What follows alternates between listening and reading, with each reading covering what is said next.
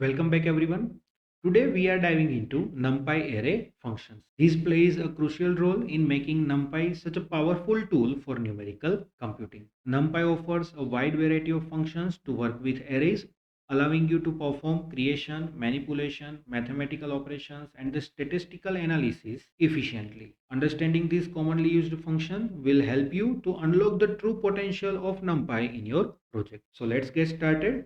There are different categories available for the array functions, but we will overview some of the most commonly used NumPy array functions. The first one is the array create functions. So these functions help you to create arrays in various shapes, size, and initial values. The first one is np.array that converts a Python list or tuple into a NumPy array. Next, np.zeros, it will create an array filled with zeros. The next is np.ones, so it will create an array filled with ones. And the last is np.empty, and it will create an uninitialized array. To use this function, let us go to VS Code. Here you can see that we have created 4 arrays, array1 np.array, within which we have provided the list which we want to convert it into the array. Second is array2 np.zeros, and within these the dimension of array is provided in the format of tuple. So 2, 3 refers to the 2 cross 3 array, and it will be filled with zeros. Array 3 equal to np.ones 3,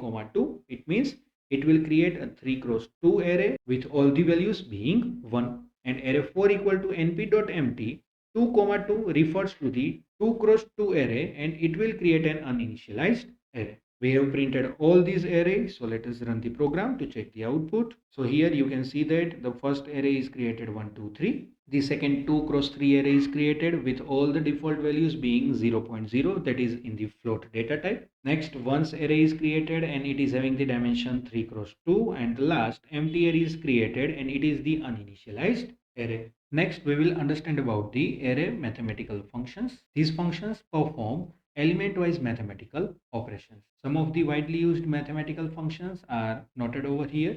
The functions such as add, mean, max, square root, and power are useful for mechanical engineering perspective also. We will understand the use of these functions using one example. So let us go to VS Code. Here two arrays are provided, array 1, array 2. Now first we are trying to find the minimum element from array 1. So we will use np.mean, and within bracket we have provided the required array, that is array 1.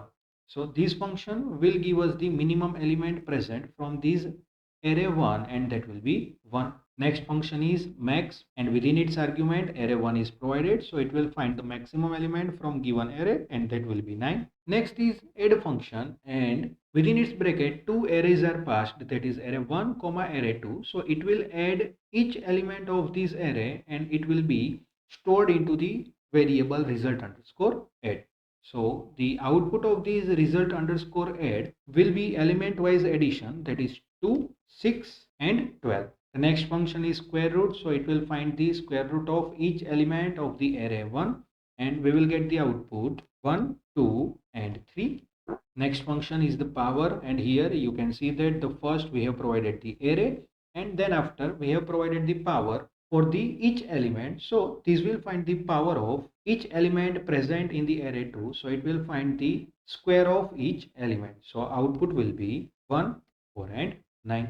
Now the output for each variable is printed using this statement. So let us run the program to check the output. So here you can see that the minimum element is 1, maximum element is 9, addition is 2, 6 and 12, and in square root, as you can see, whenever we are finding the square root, the output will be default float data type. So we will get the answer to be 1.0, 2.0 and 3.0. Next, the power value will be again 1, 4 and 9. So I hope you got the idea how to make use of these mathematical functions. Next, we will discuss about some of the array statistical functions. So these functions perform statistical analysis on array elements. So some of the most widely used statistical functions are mean, median, standard deviation and variance. To understand the use of this function, again let us consider one example. So go to VS Code. Here we have provided one array having the element 1 to 5. Now we are finding all necessary elements, that is median.